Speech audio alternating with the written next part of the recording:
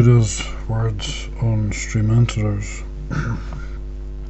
Here are some passages from the Pali Canon concerning stream enterers. Epithets and descriptions. Buddha. Sariputta. This is said, the stream, what now Sariputta is the stream. Sariputta, this noble eightfold path, venerable sir, is the stream. That is right view, right intention, right speech, right action, right livelihood, right effort, right mindfulness, right concentration. Buddha. Good, Sariputta. This is said, a stream enterer, what now Sariputta is a stream enterer. Sariputta. One who is endowed with this noble eightfold path, venerable sir, is called a stream enterer. This venerable one of such a name in Kalan. Buddha. Good, Sariputta. This noble disciple is called a person who is accomplished in view, Diti Sampanna, accomplished in vision, Dasana Sampanna, who has arrived at this true Dhamma, who sees this true Dhamma, who possesses a trainee's knowledge, a trainee's true knowledge, who has entered the stream of Dhamma, a noble one with penetrative wisdom, who stands squarely before the door to the deathless. As well taught noble disciple Sutawa Arya Savaka, who has encountered the noble ones and is skilled in discipline, undisciplined in their Dhamma, Arya Dhamma, who has encountered true men, Sat Purisa, and is skilled and disciplined in their Dhamma. They have seen, attained, realized, and penetrated the Dhamma, passed beyond doubt, did away with confusion, and gained perfect confidence, and become independent of others in the teacher's dispensation. A variation of this passage is one who carries out the Buddha's instruction, who responds to his advice, who has crossed beyond doubt in the teacher's dispensation. Alternatively, one who is firmly established and at ease in this Dhamma and discipline, who has crossed beyond doubt in the teacher's dispensation. A noble disciple who has arrived at the fruit, realized the Dhamma, and understood the teaching. One who has utter confidence in the Tathagata, who sees the deathless, who realizes the deathless. No longer subject to perdition, bound for deliverance, headed for enlightenment. B. General criteria. Householder Anathapindika, when 5 fearful retributions are stilled in a noble disciple, and he possesses the 4 factors of stream entry, and he has clearly seen and thoroughly penetrated with wisdom the noble method, if he wishes, he could by himself declare of himself, I am one finished with hell, finished with the animal realm, finished with the domains of ghost, finished with the plane of misery, the bad destinations, the place of ruin. I am a stream enterer, no longer bound to perdition, sure in destiny, with enlightenment as my destination. 1. Stilling the 5 fearful retributions on account of his behavior. One who destroys life encounters fearful retribution in the present and in the past and in the future, and he experiences mental pain and anguish. For one who abstains from destroying life, this fearful retribution is stilled. One who steals encounters fearful retribution in the present and in the future. For one who abstains from taking what is not given, this fearful retribution is stilled. One who engages in sexual misconduct encounters fearful retribution in the present and in the future. For one who abstains from sexual misconduct, this fearful retribution is stilled. One who speaks falsely encounters fearful retribution in the present and in the future. For one who abstains from false speech, this fearful retribution is stilled. One who indulges in wine, liquor, and intoxicants encounters fearful retribution in the present and in the future. For one who abstains from intoxicants, this fearful retribution is stilled. 2. Possessing the four factors of stream entry.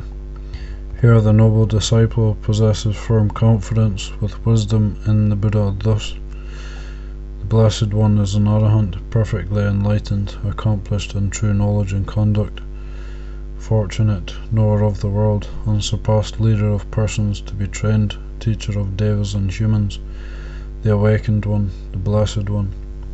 He possesses firm confidence with wisdom in the Dhamma. Thus, the Dhamma is well expounded by the Blessed One, directly visible, timeless, inviting to come and see, to be brought within, to be experienced individually by the wise.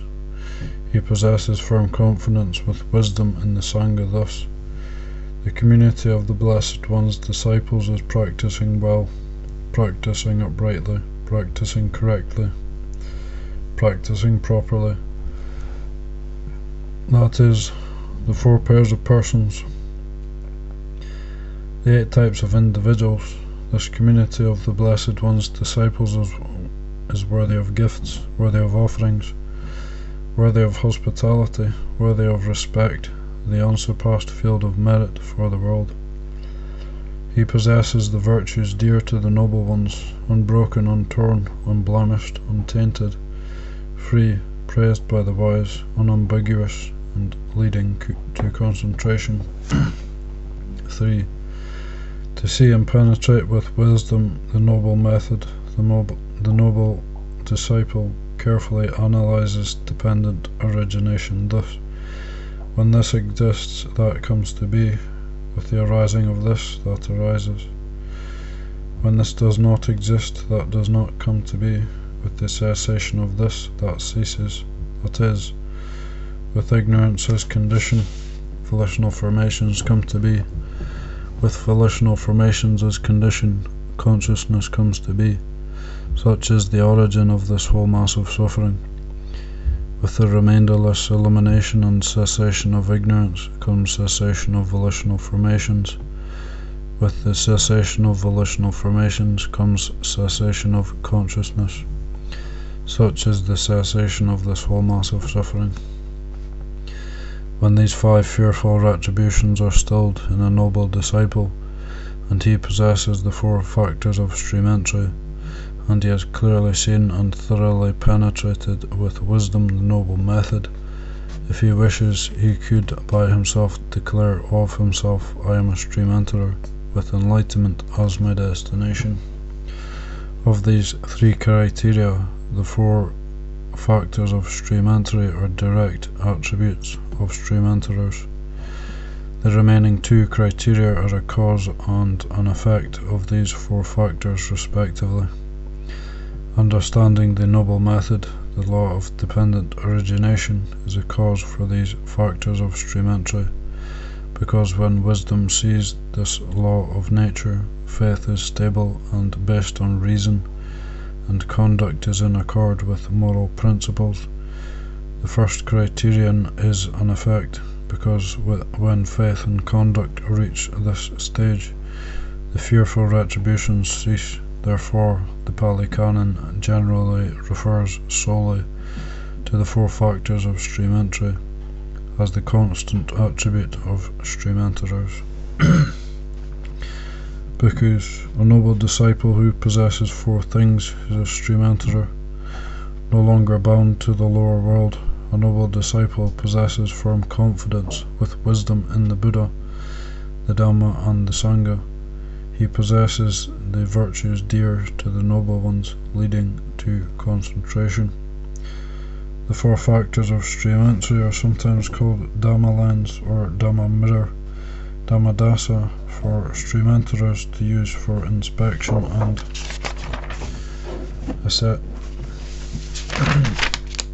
self-assessment.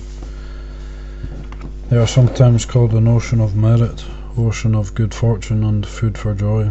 At other times they are referred to as supreme abidings for living happily in the present. Dita Dhamma Sukha Vihara. Virtuous conduct is sometimes expanded into the 3 pure physical actions and the 4 pure verbal actions, together referred to as the 7 essential qualities Saddhamma, and the factors of stream-entry are in this case called the 4 desirable states Akankya-tana. In some passages the factors of stream-entry are divided into the 10 right states Samatha, the 8-fold path plus right knowledge Samayana, and right deliverance Samavimutti. An alternative presentation of the 4 factors of stream-entry replaces moral conduct Sila with generosity Kaga. A noble disciple who possesses 4 things is a stream-enter. A noble disciple who possesses firm confidence with wisdom in the Buddha, the Dhamma, the Sangha.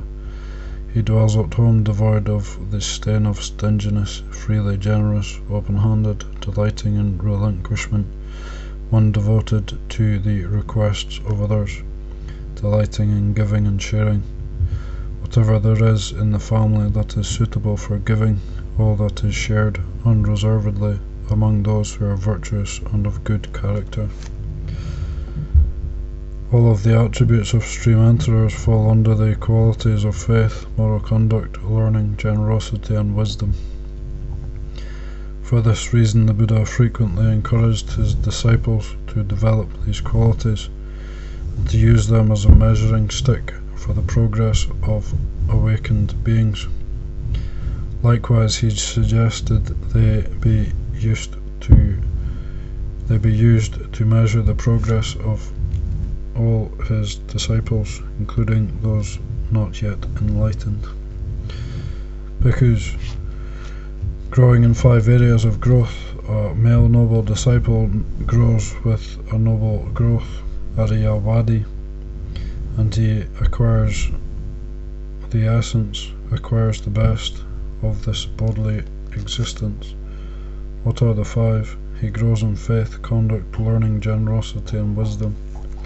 When he grows in faith, conduct, learning, generosity and wisdom, the virtuous and knowledgeable male disciple acquires right here the essence for himself. Bhikkhus.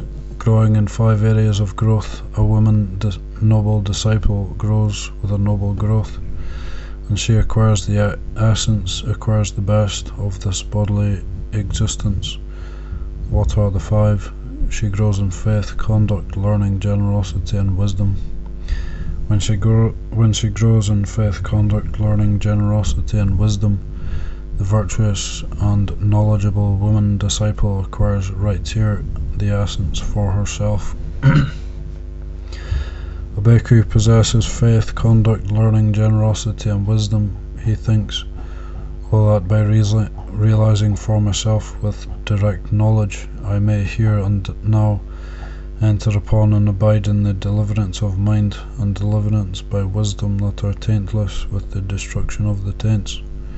And by realizing for himself with direct knowledge he here and now enters upon and abides in the deliverance of mind and deliverance by wisdom that are taintless with the destruction of the taints. Even if a person has not mastered these 5 qualities, recollecting someone else who has mastered them brings ease of mind and acts as an incentive for spiritual practice. The bhikkhuni hears thus, "The bhikkhuni named so-and-so has died, the Blessed One has declared of her. She was established in final knowledge of arahantship, and she has either seen that sister for herself or heard it said of her. That sister's moral conduct was thus, her qualities were thus, her wisdom was thus, her virtues were thus, her deliverance was thus." Recollecting her faith, conduct, learning, generosity and wisdom, she directs her mind to such a state. In this way a bhikkhuni has a happy abiding. Bhikkhus, I do not praise standing still, not to mention declining in wholesome qualities. I praise only growth in wholesome qualities, not standing still, not declining. And what is the decline of wholesome qualities? Not standing still, not growth. Here, whatever qualities a monk possesses of faith, conduct, learning, generosity, wisdom, and discernment, these qualities do not remain constant and are not developed. This I call the decline of wholesome qualities, not the standing still, not the growth.